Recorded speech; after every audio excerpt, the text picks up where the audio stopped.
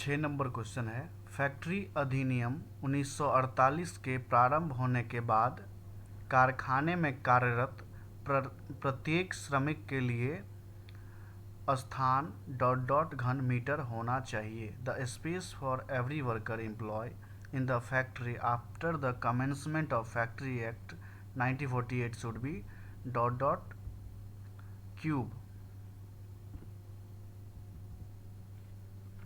तो कितना होना चाहिए? ओवरक्राउडिंग ना हो, इसीलिए फैक्ट्री अधिनियम 1948 में के सेक्शन 16 में ये दिया गया कि एक एम्प्लॉय के लिए मिनिमम जो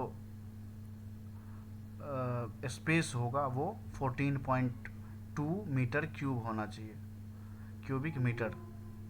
तो 6 नंबर का करेक्ट आंसर क्या होगा? सी। ये किस सेक्शन में डिस्कस किया गया है? सेक्शन 16 में। फैक्ट्री अधिनियम 1948 के सेक्शन 16 में है कि एक एम्प्लॉय के लिए कितना स्पेस चाहिए? 14.2। तो 6 नंबर का सी ऑप्शन सही है। अगला क्वेश्चन है, निम्नलिखित में से कौन सा कारखाना अधिनियम 1948 के तहत कल्याणकारी प्रावधान नहीं है?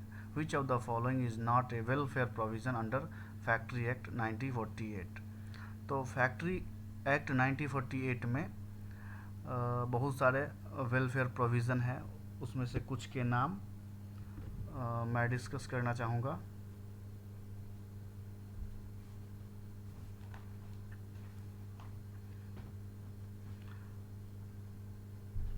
जैसे है वॉशिंग फैसिलिटी होना चाहिए, facility for storing and drawing clothing, कपड़ा सुखाने की व्यवस्था होनी चाहिए, बैठने की व्यवस्था होनी चाहिए, फर्स्ट एड अप्लायंस होना चाहिए, मतलब फर्स्ट एड की व्यवस्था होनी चाहिए। 5वां है कैंटीन की व्यवस्था होनी चाहिए, जहाँ पे कैंटीन की व्यवस्था होगी वहाँ पे पीने का पानी की व्यवस्था होनी चाहिए। Shelter, rest room, lunch room की व्यवस्था होनी चाहिए, मतलब कैंटीन में ही आया, रेस्ट रूम की व्यवस्था भी होनी चाहिए। और क्रैश जो होता है ये होता है शिशु गृह, मतलब अगर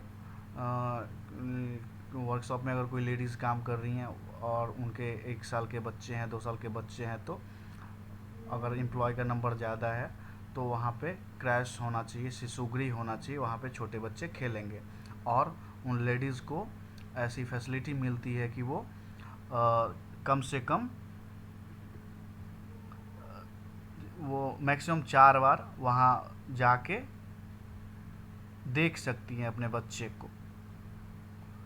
ठीक है, तो 7 नंबर का आंसर क्या होना चाहिए?